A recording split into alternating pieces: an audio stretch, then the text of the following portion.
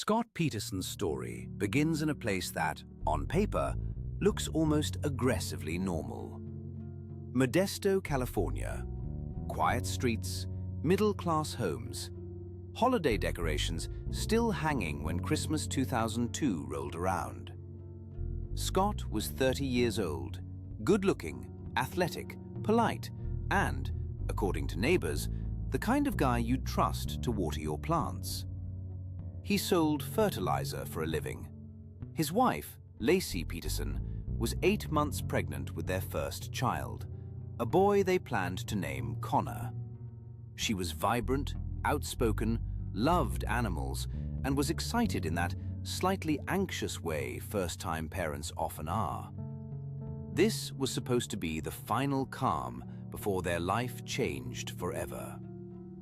On December 24th, Scott told police he went fishing alone at the Berkeley Marina. Lacey, he said, was home, mopping the floor and planning to walk their dog. When he returned, she was gone. The dog was found wandering the neighborhood with its leash still on. That detail alone would haunt investigators. Who takes a dog for a walk and leaves the leash behind, unless they never came back to retrieve it?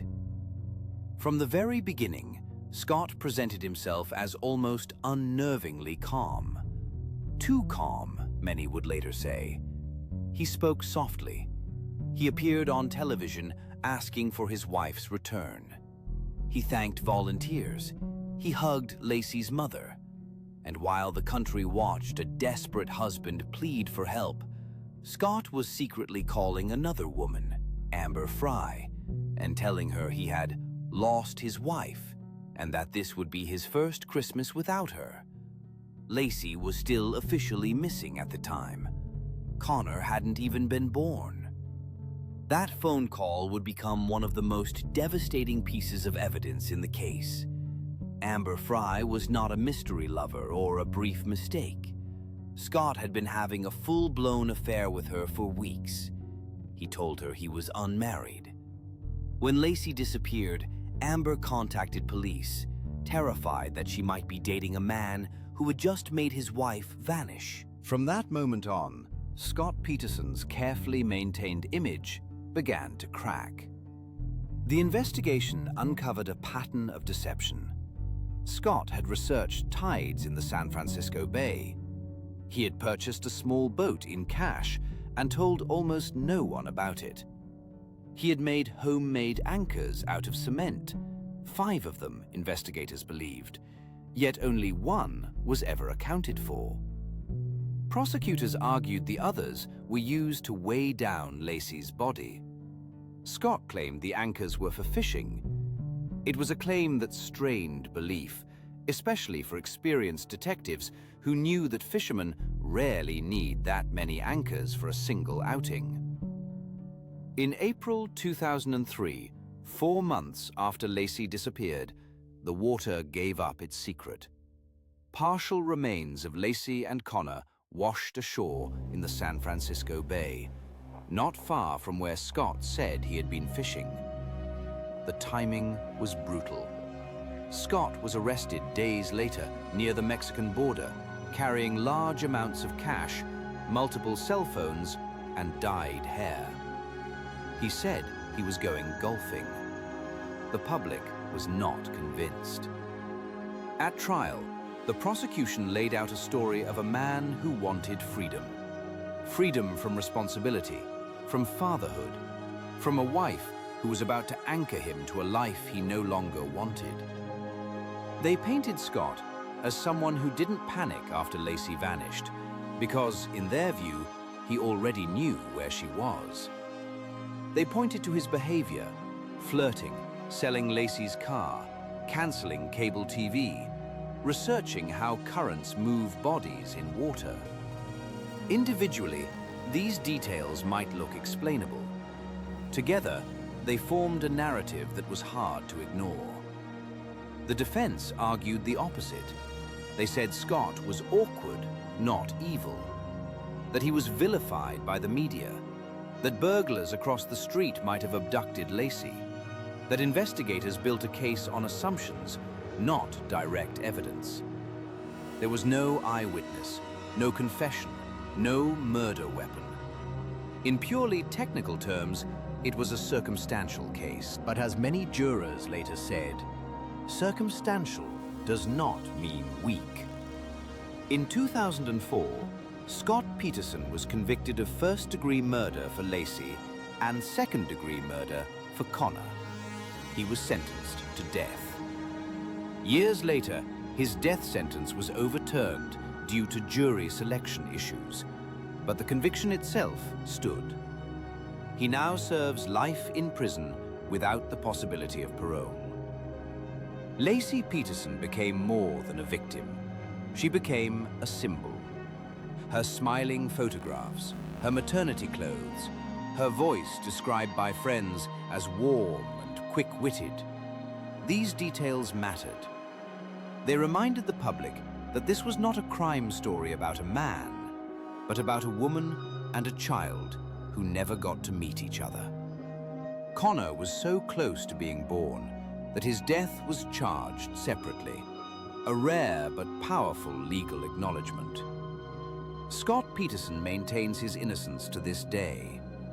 Supporters argue the case was driven by public outrage and media pressure. Critics respond with a simple question. If Scott didn't kill Lacey, why did he mourn her before she was even gone? That question lingers, unanswered, like a bad smell that never quite leaves the room. There is a grim irony in this case. Scott wanted a new life, free of responsibility. Instead, he became permanently defined by the very thing he tried to escape. His name is no longer associated with sales calls or weekend plans. It's associated with one of the most infamous betrayals in American criminal history. And that, perhaps, is the darkest part of all. Chris Watts' story unfolds in the kind of suburban setting that America instinctively trusts. Frederick, Colorado. New developments, wide streets, neighbors who wave politely but don't know each other very well. The Watts family house looked like a catalog version of stability. A smiling couple, two little girls with bright bows in their hair, and another baby on the way. Shanann Watts was 15 weeks pregnant in the summer of 2018. She was outspoken, energetic, deeply involved in social media, and intensely proud of her family. Chris, by contrast, was quiet, introverted, almost invisible. And that contrast would become one of the most disturbing elements of the case. On the morning of August 13th, Shanann returned home from a business trip just before 2 a.m. A friend dropped her off and later testified that nothing seemed obviously wrong. By 8 a.m., Shanann had missed a doctor's appointment, stopped answering her phone, and failed to post on social media, something she rarely did. Alarm bells rang quickly. Police were called for a welfare check. Chris Watts let them in. He was calm, cooperative. He said his wife and daughters were gone. He didn't know where. What followed was one of the most chilling performances in modern true crime. Standing in front of his house, surrounded by reporters, Chris Watts pleaded for his family's safe return. He smiled awkwardly. He rocked back and forth. He said he just wanted them home. Many viewers felt something was off, but couldn't quite articulate why. He didn't look like a man in shock. He looked like a man trying to remember his lines. Behind the scenes, investigators were already seeing cracks. Chris had been having an affair with a co-worker, Nicole Kessinger. He had searched online for apartments, vacations, and jewelry. He had told friends he wanted a separation. Shanann, meanwhile, had been trying to save the marriage, sending messages expressing fear and confusion. The emotional imbalance between them was stark. She was fighting for the family. He was quietly planning an exit. Within days, police confronted Chris with mounting evidence. His truck's GPS showed he had driven to a remote oil site early that morning, an unusual move. Surveillance footage showed Shanann never leaving the house. And then came the interrogation room, where the mask finally slipped. Chris confessed. First, partially, then fully. He admitted that he strangled Shanann in their bedroom after an argument. He claimed she had threatened to take the children away. He said he lost control. But what came next shattered any lingering sympathy. After killing his pregnant wife, Chris drove her body to an oil field owned by his employer, with his 2 young daughters alive in the back seat of the truck. They asked where their mother was. He did not answer. At the oil site, he smothered both girls, one by one, and disposed of their bodies in separate oil tanks. Shanann was buried in a shallow grave nearby, face down, her unborn son still inside her. The sheer brutality of that sequence, calm, methodical, utterly devoid of hesitation, stunned even seasoned investigators. The public reaction was explosive. Many couldn't reconcile the quiet man on TV with the acts he described. Others focused on how ordinary he seemed. No criminal history, no violent past, no obvious warning signs. That ordinariness became the horror. If someone like Chris Watts could do this, what did that say about how well we really know the people we live with? At sentencing, Shanann's family spoke. Her father addressed Chris directly, describing the pain of losing a daughter and 3 grandchildren. Her mother spoke of birthdays that would never come, milestones erased.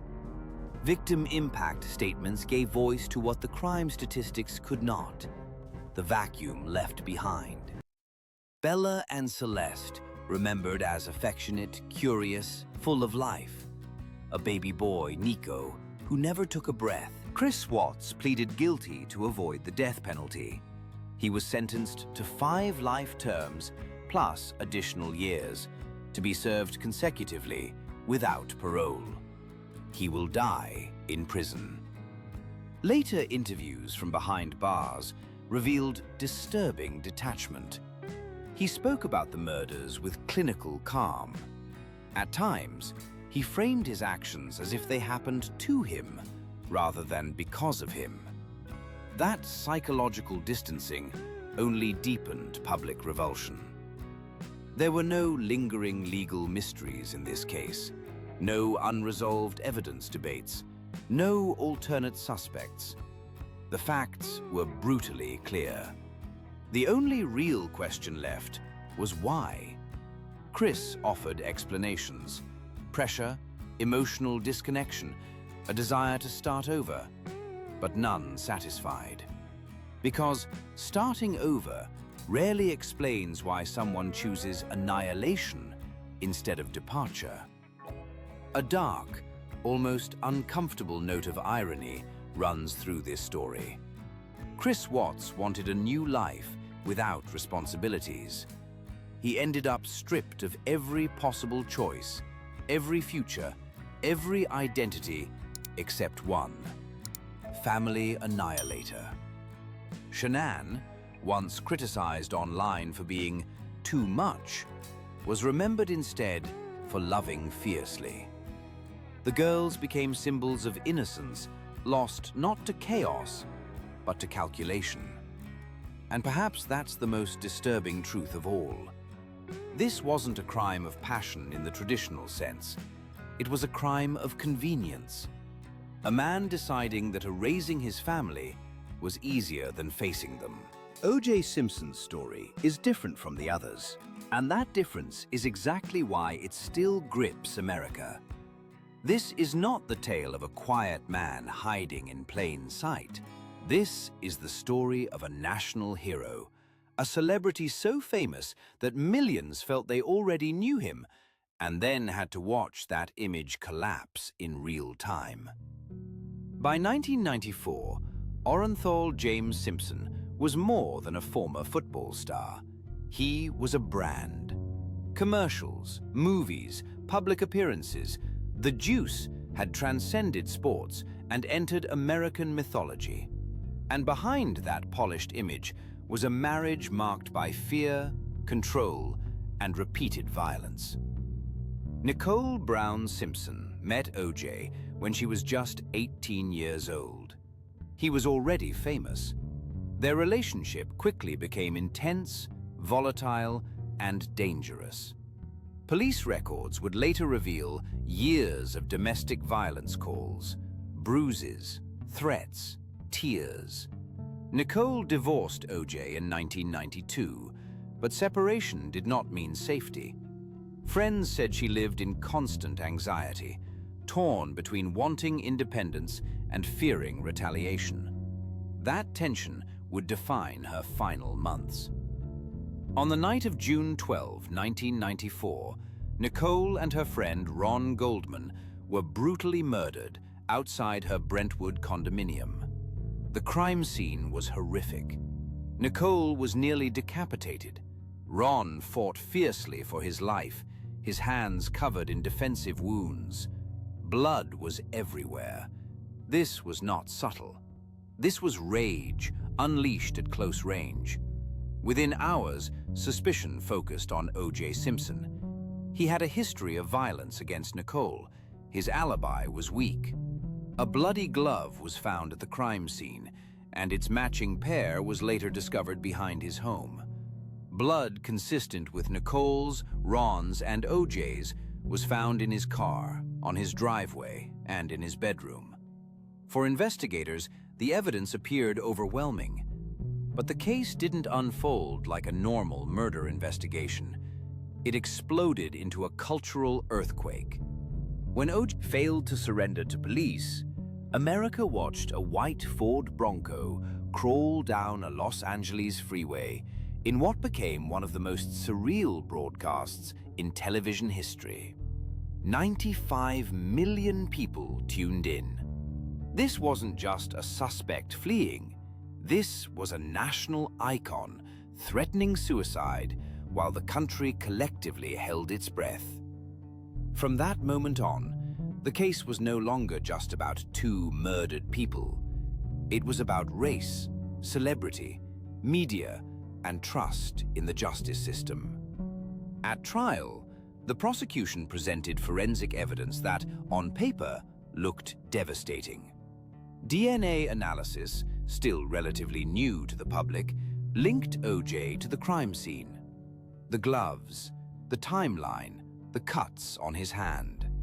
The defense, however, executed one of the most aggressive legal counterattacks in U.S. history.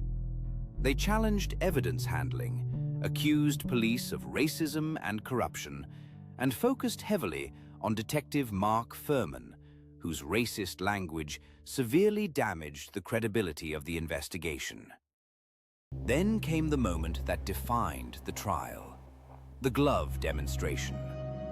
O.J. struggled to pull on the bloody glove in front of the jury. "If it doesn't fit, you must acquit," defense attorney Johnny Cochran famously said. It was theater, but it worked. The jury acquitted O.J. Simpson of both murders in October 1995. The verdict split the nation. For some, it was justice finally correcting a racist system. For others, it was a catastrophic failure where fame and money overwhelmed truth. But legally, O.J. Simpson walked free. Nicole Brown Simpson did not. In 1997, a civil jury found O.J. Simpson responsible for the deaths of Nicole and Ron Goldman and ordered him to pay $33.5 million in damages. It was a different standard of proof, but a powerful symbolic judgment. Years later, O.J. would publish, and then partially suppress, a book titled If I Did It, which many saw as a grotesque near confession. The Goldmans ultimately gained rights to the book, a grim form of poetic justice. O.J. Simpson would later return to prison for an unrelated armed robbery in Las Vegas, serving 9 years. The irony was not lost on the public. He escaped prison for 2 murders, only to be incarcerated for trying to reclaim sports memorabilia. Through it all, Nicole's voice echoed through journals and photographs. Friends recalled her kindness, her love for her children, her fear that one day OJ would kill her. Ron Goldman, often overshadowed in coverage, was remembered as loyal, compassionate, and simply in the wrong place at the wrong time. Two lives reduced to footnotes in a celebrity drama that never should have existed. This case remains unresolved in the court of public opinion, but morally, many feel the verdict has already been written. It forces uncomfortable questions. Can the truth survive when fame enters the room? Can justice withstand charisma? And how many warning signs must be ignored before violence is taken seriously? O.J. Simpson once ran for touchdowns in front of roaring crowds. Today, his name is synonymous not with victory, but with one of the darkest chapters in American criminal history. A chapter where the line between innocence and guilt blurred under the weight of spectacle. John List's story is colder than the others. There is no jealousy-fueled explosion, no frantic cover-up, no messy collapse under pressure. What makes this case unsettling is its calm, its patience, its chilling logic. John List did not kill in anger. He killed with purpose. And then he went to lunch. In 1971, the List family lived in a large Victorian mansion in Westfield, New Jersey. John List was an accountant, a devout Lutheran, a man obsessed with order, discipline, and appearances. His wife, Helen, struggled with mental illness and alcoholism. Their three children, Patricia, John Jr., and Frederick, were bright, intelligent, and largely unaware of how close their family was to financial ruin. Behind the elegant facade, John List had lost his job, drained his savings, and fallen deeply into debt. But for List, admitting failure was worse than death. On November 9, 1971, John List woke up and decided the problem would be solved permanently. He shot his wife Helen in the kitchen. He then murdered his mother Alma upstairs in her apartment. Later, when his children returned home from school and college, he killed them one by one. Each body was placed neatly in a ballroom, laid out with almost ritual precision. He folded their arms, he closed their eyes, he turned on classical music and left it playing. List wrote a series of letters afterward. In them, he explained that he had killed his family to save their souls. He believed poverty would lead them away from God, and that death was preferable to moral failure. It was not desperation speaking. It was conviction. He canceled newspaper deliveries, stopped mail, and then simply disappeared. For nearly a month, no one noticed. Neighbors assumed the wealthy family was on vacation. The house sat silent, slowly decaying with 5 bodies inside. When police finally entered in December, they found a scene that looked frozen in time. Christmas lights were still up. Dishes were clean. The heating had failed, preserving the bodies in the cold. It was a massacre, hidden behind good manners. John List vanished completely. He changed his name. He remarried. He worked quietly. For 18 years, he lived undetected. What finally brought him down was not forensic brilliance, but television. In 1989, America's Most Wanted aired a segment on the List murders. They used a forensic bust to show what List might look like, aged. A viewer recognized him. Police arrested him in Virginia. He didn't resist. At trial, List showed little emotion. He admitted the killings, but argued insanity. Psychologists debated whether his rigid religious beliefs crossed into delusion. The jury disagreed. He was convicted of 5 counts of murder and sentenced to life in prison. He died behind bars in 2008. The haunting question of this case is not how he killed, but how long he lived afterward, as if nothing had happened. His children were not abused. His wife was not cheating. There was no explosive trigger, just a man who decided that controlling his family's fate was his right. John List believed he was acting as a moral guardian. History remembers him as something else entirely. A man who valued reputation over life, order over love, and obedience over humanity. Josh Powell's story is not just a murder case. It is a slow-moving nightmare that unfolded in public across years, while institutions failed in real time. It begins not with a body, but with an absence, and ends with one of the most horrifying acts ever carried out under government supervision. Susan Cox Powell was a bright, creative woman with a quiet strength. She married Josh Powell in 2001. From the outside, their life in Utah looked ordinary. Inside the marriage, it was anything but. Friends and family noticed that Josh was controlling, emotionally distant, and deeply resentful. Susan kept journals and videos documenting her fears. In one chilling entry, she wrote that if she died, it might not be an accident. Those words would later feel prophetic. On December 6, 2009, Susan disappeared. Josh claimed he took their 2 young sons, Charlie and Braden, on a late-night camping trip during a snowstorm, an explanation that immediately raised suspicion. Who takes toddlers camping at midnight in freezing weather? When police questioned him, Josh was evasive, cold, and oddly unconcerned. There was no sign of forced entry, no ransom note, no credible evidence that Susan left voluntarily. Investigators quickly focused on Josh as the prime suspect.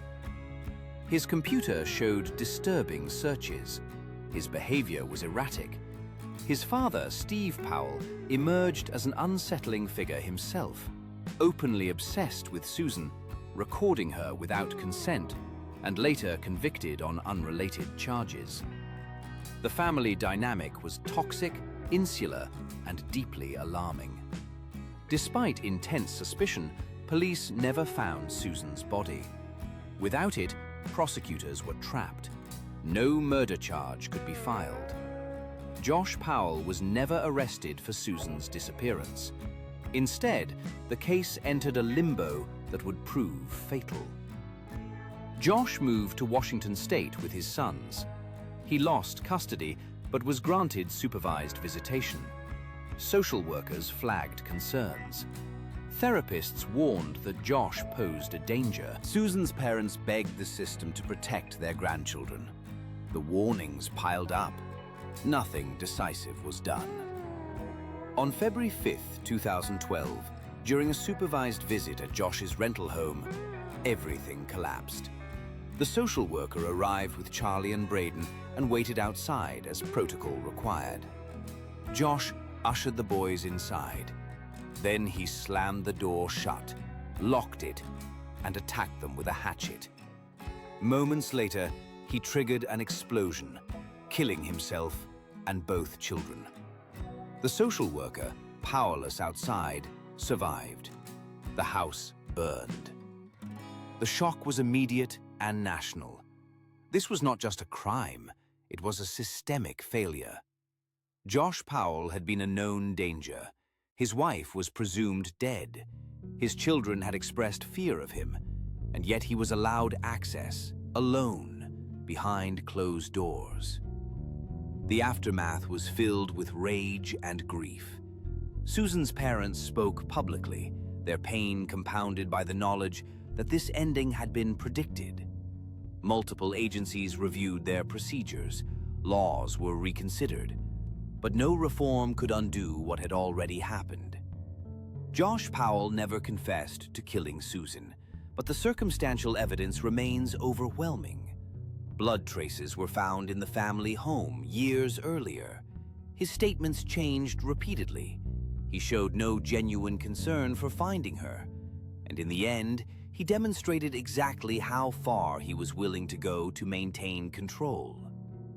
Susan Powell became one of the most haunting missing persons cases in American history, not because of mystery alone, but because her own voice warned everyone. Her sons became symbols of institutional blindness. Children returned to the very person most likely to harm them.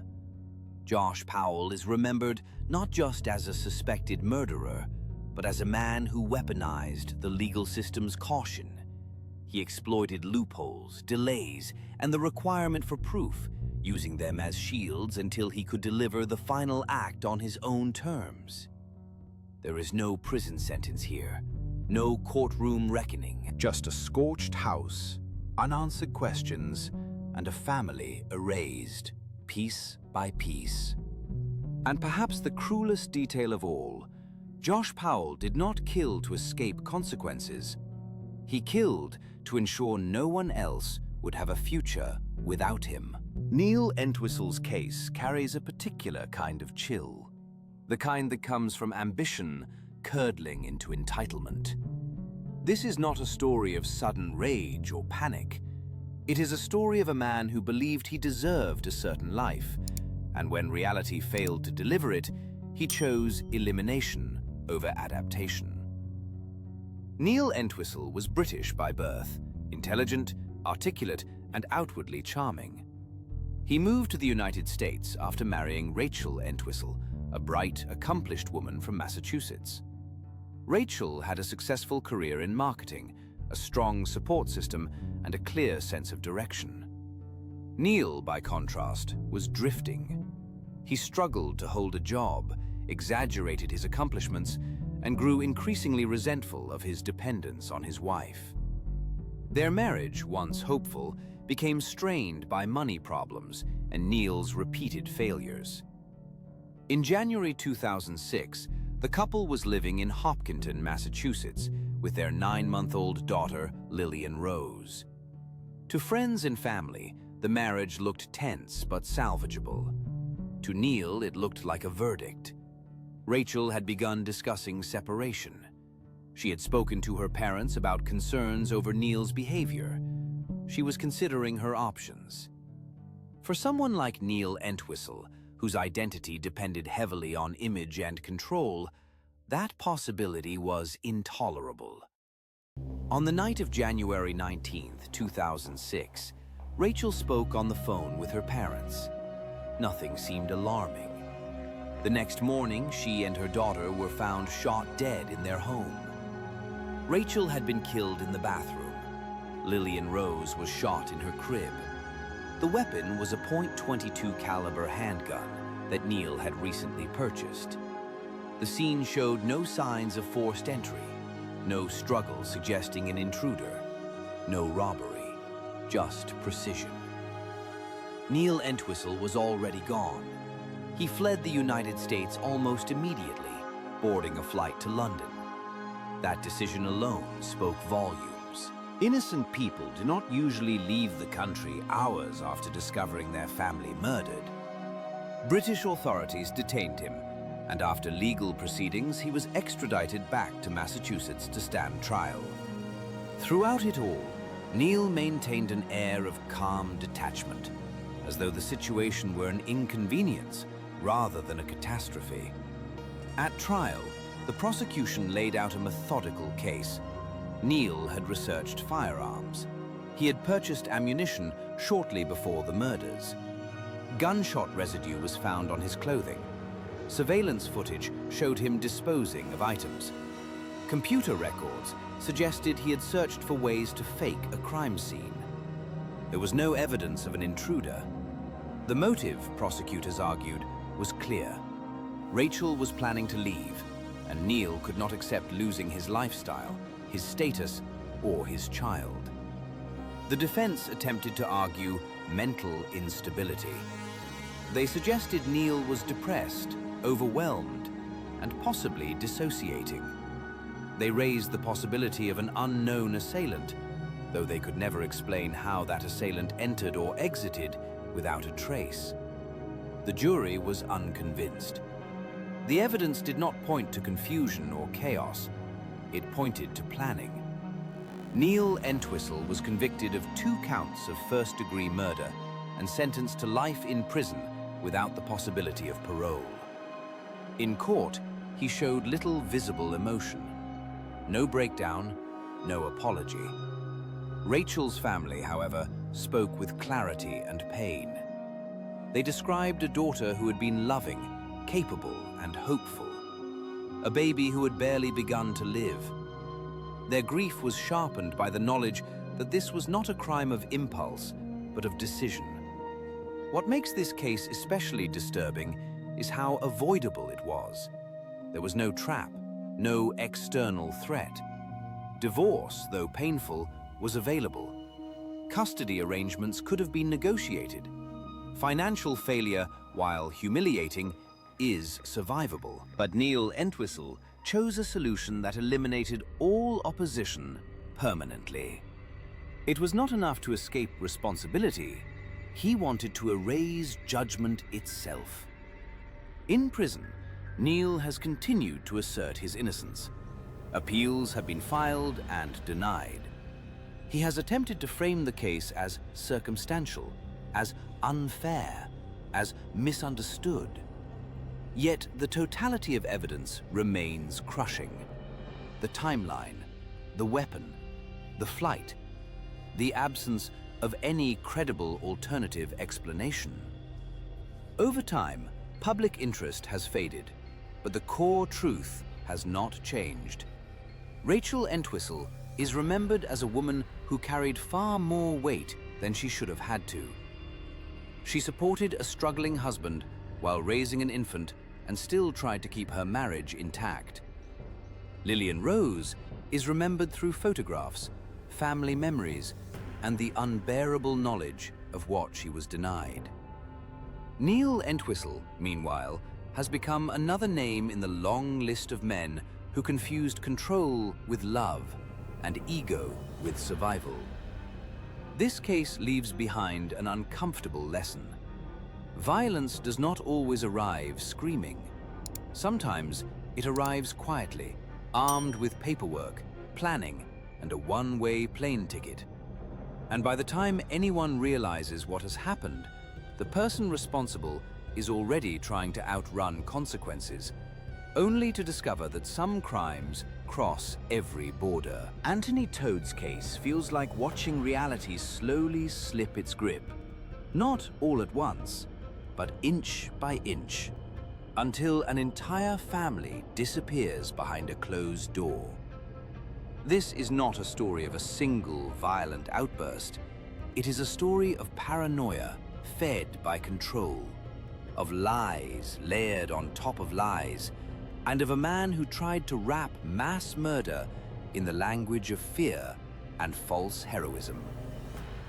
Anthony Toad lived with his family in Celebration, Florida, a town literally designed to look safe. Clean streets, pastel houses, manicured lawns, the kind of place that markets itself as a perfect environment for raising children. Toad was a physical therapist. His wife, Megan, was deeply involved in caring for their 3 children, Alec, Tyler, and Zoe. On the surface, the family looked stable, but finances were crumbling, professional scrutiny was closing in, and Toad's mental world was becoming increasingly distorted. In late 2019, federal investigators began examining Toad's physical therapy business for insurance fraud. He was accused of billing for services not provided, exaggerating treatments, and defrauding insurers. The pressure mounted quickly. Instead of confronting the investigation, Toad retreated inward. He began telling people that he was being monitored, that shadowy government forces were out to destroy his family, that he was part of a secret operation. These claims would later become central to his defense, but not in the way he hoped. In January 2020, concern grew when the Toad children stopped attending school and the family became unreachable. Welfare checks were requested. Neighbors noticed packages piling up. Finally, police entered the home. What they found was devastating. Megan Tote and all 3 children were dead. The family dog had also been killed. Their bodies were in advanced stages of decomposition. There were no signs of forced entry, no struggle suggesting an outside attacker. The house was eerily quiet. Anthony Tote was not there. He was arrested days later in a hotel room. At first, he denied everything. Then he offered shifting explanations. He suggested his wife killed the children. He claimed shadowy forces had coerced him. Eventually, he admitted to killing his family, though he framed it as an act of twisted protection. He said he believed the government was going to torture them. That death was, in his mind, mercy. The autopsies told a grim story. The children were restrained. They did not die instantly. Megan fought back. This was not a painless release. It was a prolonged, violent act. Prosecutors argued that Tote's claims of delusion were exaggerated, tailored to avoid responsibility. They pointed out that he had taken steps after the murders, booking a hotel, avoiding police, discarding evidence, that suggested awareness and intent. At trial, the courtroom was heavy with contradiction. Tote's defense leaned heavily on mental illness, arguing he was suffering from severe delusions and paranoia. The prosecution countered with evidence of calculation, the timing of the murders coinciding with the fraud investigation, the lack of any medical history supporting a sudden psychotic break, and his attempts to shift blame. Mental illness, they argued, did not erase planning. Witnesses described Megan Tote as devoted, exhausted, and deeply concerned about her husband's behavior. Friends recalled her trying to hold the family together, while Anthony became increasingly isolated and erratic. The children were remembered as affectionate, curious, and trusting, qualities that made the manner of their deaths even harder to process. In 2023, Anthony Tote was convicted of first-degree murder for killing his wife and 3 children. He was sentenced to life in prison without the possibility of parole. The judge rejected the idea that Tote was a misunderstood protector. Instead, the court described his actions as deliberate, selfish, and catastrophic. What makes this case linger is how easily the language of fear can be weaponized. Tote wrapped his crimes in claims of external threats, conspiracies, and imagined missions. He tried to recast himself as a tragic figure, trapped by forces beyond his control. But the evidence showed something else. A man facing exposure, financial ruin, and loss of status, who chose annihilation over accountability. The victims were not abstractions. Megan was a mother trying to manage chaos she did not create. Alec, Tyler, and Zoe were children who depended entirely on the adults around them. Their dog, often overlooked in coverage, was part of the same circle of trust. None of them had any warning that the person they relied on most had decided their lives were expendable. There is a bitter irony here. Anthony Tote claimed he killed to protect his family from suffering. In reality, he ensured maximum suffering, fear, restraint, and violence inflicted by someone they trusted absolutely. The government never came for them. The danger was already inside the house. This case forces an uncomfortable reflection. Not every family annihilator fits the same mold. Some are outwardly angry. Others are quiet. Some claim love as justification. But the result is always the same. lives erased to preserve one person's illusion of control. Thomas Capano's case is the kind of story that feels scripted, except for the fact that every detail is real, documented, and devastating. This is not the tale of a man on the margins. This is the story of privilege, power, and intelligence turned inward, weaponized against the very people who trusted him. Capano didn't look like a killer. He looked like the man who would prosecute one. In the mid-1990s, Thomas Capano was a respected Delaware attorney and former state prosecutor. He was married, politically connected, and deeply embedded in elite circles. He understood the law, evidence, and procedure better than most people who would ever sit in a jury box. Anne Marie Fahey, by contrast, was young, ambitious, and idealistic. She worked as a scheduling secretary for the governor of Delaware. She was known for her warmth, professionalism, and generosity. Their relationship was secret, intense, and deeply unequal. Anne-Marie wanted out. By 1996, the affair had become emotionally volatile. Capano was possessive, manipulative, and increasingly desperate to maintain control. Anne-Marie had begun dating someone else. She told friends she was scared. She left notes documenting Capano's behavior. Those notes would later become chilling evidence. She understood, even if she didn't fully articulate it, that she was dealing with someone who did not accept rejection. On June 27, 1996, Anne-Marie disappeared after telling friends she was meeting Capano one last time. She never returned home. Capano quickly began shaping a narrative. He told people she had left town, that she was unstable, that she had taken money and vanished. He believed, perhaps arrogantly, that he could outthink everyone. Investigators did not buy it. Evidence accumulated quietly but relentlessly. Capano had purchased a large cooler.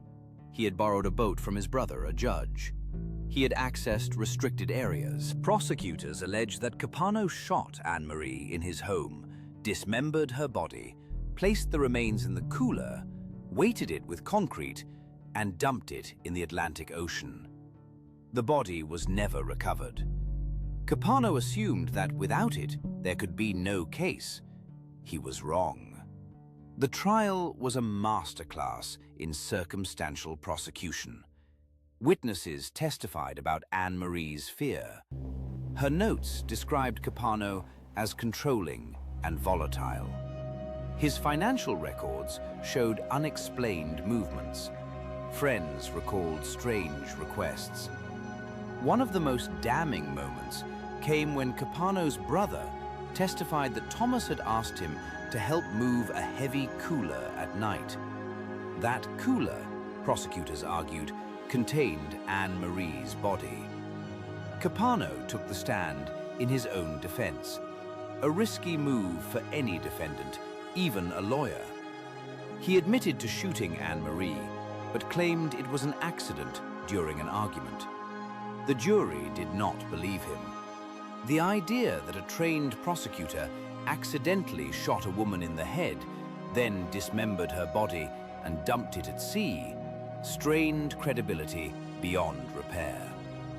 In 1998, Thomas Capano was convicted of first-degree murder and sentenced to life in prison without parole.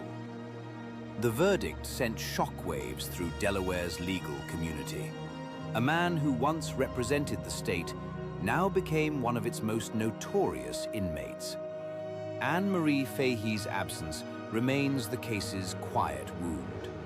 There was no body to bury, no grave to visit. Her family was left with memories and the knowledge that justice, while achieved, was incomplete. She was remembered as kind, hopeful, and brave enough to leave a relationship that frightened her. That bravery cost her life. Capano continued to insist he was not a cold-blooded murderer. He filed appeals.